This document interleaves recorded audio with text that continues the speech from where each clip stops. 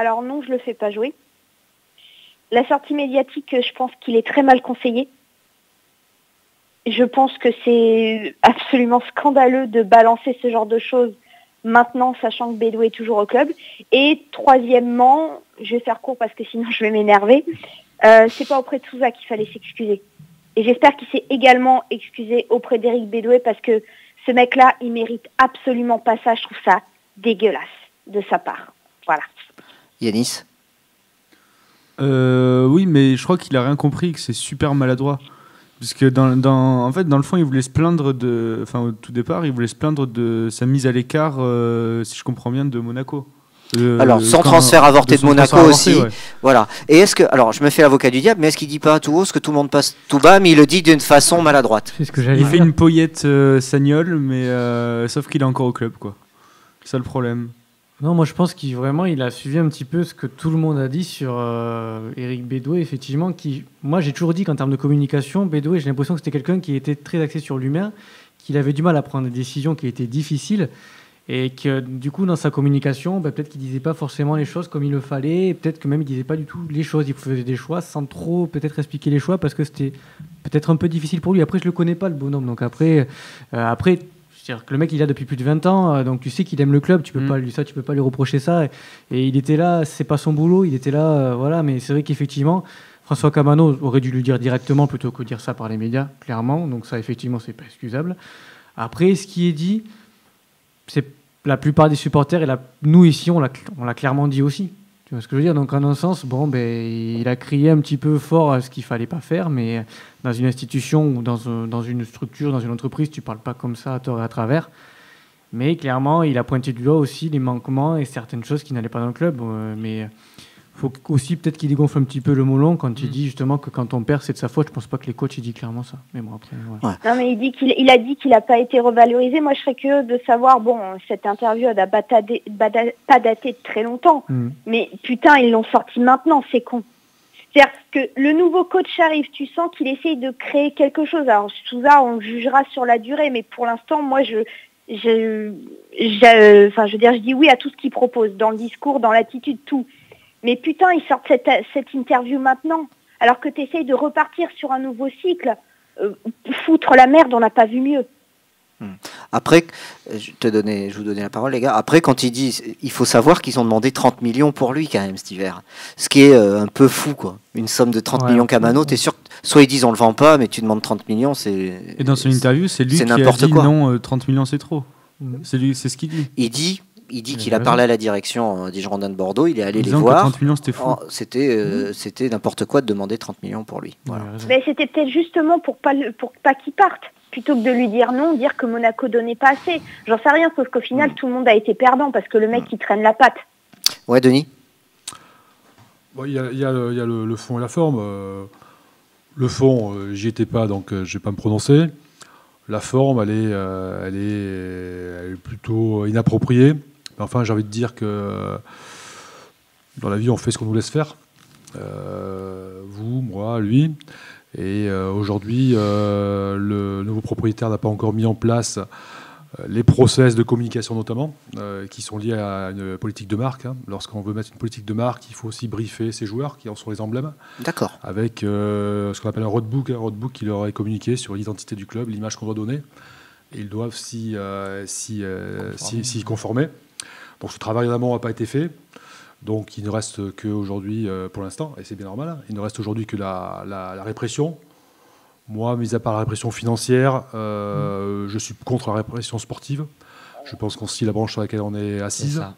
On a vu le cas Camaro.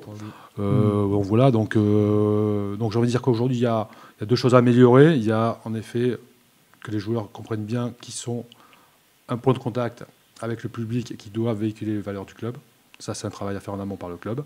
Et deux, ça fait partie des choses que j'avais proposées en 2015 à Nicolas Taverneau dans mon plan de restructuration. Je pense qu'il faut rationaliser aussi les achats-ventes. Entraîner, c'est un métier. Directeur sportif, c'est un métier. Acheter et vendre, c'est aussi un métier. C'est peut-être un petit peu factuel ce que je dis, mais on peut être un très bon entraîneur, un très bon directeur sportif et être très mauvais en négociation. Je pense que là aussi, c'est quelque chose qui doit être optimisé, qui ne l'a jamais été suffisamment au Girondins de Bordeaux. Et aujourd'hui, on voit bien que Quand on propose 30 millions d'euros pour quelqu'un qui en vaut 15, on ne vend pas. Donc là aussi, je pense qu'il faudra que cette approche achat-vente soit beaucoup mieux structurée. Gino? Oui, je suis totalement d'accord avec ce point de vue. Camano, on a besoin qu'il finisse la saison, qu'il marque des buts pour qu'on puisse le vendre cet été. Voilà. Pour moi, c'est basta. Parce que cette interview, elle est catastrophique. Il dit en plus des erreurs qui ont été révélées par le journaliste Raphaël Péry. C'est-à-dire qu'il dit que Bédoué ne lui a pas fait confiance dès qu'il est arrivé en tant que coach, ce qui est faux, puisqu'on voit que les compositions après l'arrivée de Bédoué, Camano a tout le temps été titulaire. Donc je pense qu'il n'a pas la bonne vision des choses, malheureusement. Il avait la tête dans le seau par son transfert, ça on peut l'accepter, hein. Moi je l'accepte en tant que supporter. Mais qu'il puisse critiquer La Forbe, il s'est un planté. homme comme Eric Bédoué, en plus qui est proche des mecs, qui n'a jamais balancé quoi que ce soit sur Camano, je trouve ça catastrophique. Et donc, moi, je lui souhaite bon vent après cette fin de saison à Camano. Je veux juste émettre un avis. Alors, je ne suis pas sûre que tout le vestiaire soit à fond derrière Bédoué et tout, mais je pense qu'il y en a certains qui ne vont pas apprécier. On espère. C'est possible. Camano, en fait, Je pense peut-être que des mecs comme Plasil ou même un type comme Briand qui on peut lui reprocher plein de choses, mais voilà, il est là. Des mecs avec un peu plus de bouteille et de recul sur les choses, je suis pas sûre que ça plaise à tout le vestiaire, ce genre d'interview. Oui, mais même Sankaré, hein, même des mecs comme ça. On a eu des je suis échos pas comme sûre quoi... que ça plaise. Hein. Bien sûr, aux entraînements, qu'il y avait eu des retours sur Bédoué, qui avait un rôle, bien sûr, beaucoup moins important, hein, qui est très en retrait depuis quelques temps. Et on a eu des retours comme quoi les joueurs, quand même, n'hésitaient pas à lui dire merci quand il venait faire des séances d'étirement et autres, et qu'il y avait un certain respect par rapport à lui. Et je trouve ça bien. En tout cas, on a appris. Oui, mais tu vois, je l'ai souvent dit, c'est-à-dire Bédoué, ok, j'étais pas d'accord avec ce qu'il faisait à la fin, mais ce mec, il a jamais demandé à être là. On l'a placé là parce qu'il n'y avait pas le choix. Et je trouve ça moche pour un type qui a rendu service 5 fois à chaque fois qu'un coach s'est fait virer, qui est là depuis plus de 20 ans.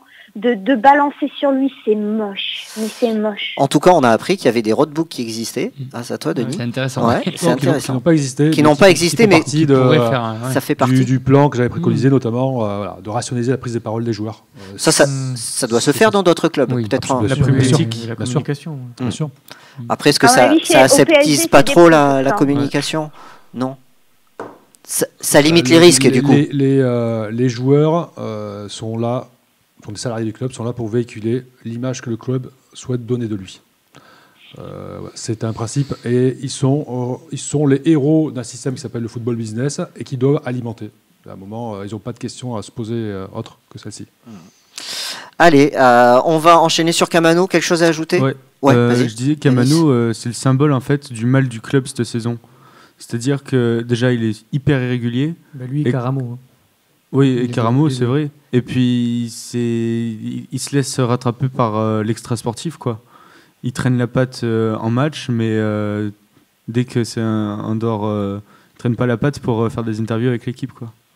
Mais t'as raison, ça montre bien l'image et le manque d'exigence qu'on a eu avec beaucoup trop de joueurs sur et en dehors du terrain. Après, il y a aussi une chose importante justement que vous avez soulevée, c'est justement que Bordeaux, on a souvent critiqué justement leur façon de vendre et d'acheter. Depuis des années, on disait que Bordeaux ne savait pas vendre et que parfois quand ils achetaient, c'était un petit peu trop élevé ou voilà, et qu'après c'était un peu compliqué. Donc voilà, et malheureusement, voilà, ça impacte encore l'humeur de l'effectif. On a fait l'ambiance aussi, on a fait général. Et ce qui s'est passé, malheureusement, on sent que le joueur, là, il est plus ici concrètement. Donc de toute façon, sa tête n'est plus là. Donc et c'est pas le premier cas comme ça, malheureusement. Et bon, on espère qu'avec la nouvelle direction, ces choses-là vont être différentes. À mon avis, Mieux la nouvelle direction qui veut embellir l'image des Girondins, là, Ils vont faire ce qu'il faut. Ils devraient être sanctionnés, mais financièrement, je pense. Voilà, c'est à mon Après, avis. pour rationaliser l'achat et la vente, il faut bien structurer le sportif et identifier un rôle pour chacun.